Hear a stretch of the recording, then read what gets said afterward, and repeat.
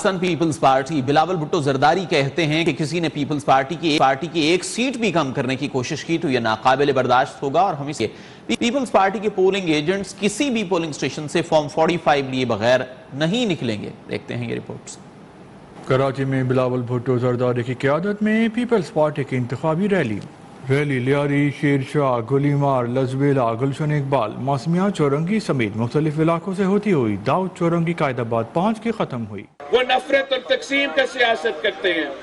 کوئی ہمارا کراچی کو مذہب کی بنیاد پہ تقسیم کرنا چاہتا ہے تو کوئی ہمارا کراچی کو فرقہ واریت کی بنیاد پہ تقسیم کرنا چاہتا ہے، یا کوئی ہمارا کراچی کو لسانیت کی بنیاد پہ تقسیم کرنا چاہتے ہیں۔ آپ نے 8 فروری کو تیر پر مور لگا کے ان تمام جماعتیں کو جواب دینا ہے، تمام قوتوں کو جواب دینا ہے کہ نہ میرا نہ تیرا، یہ ہم سب کا کراچی ہے۔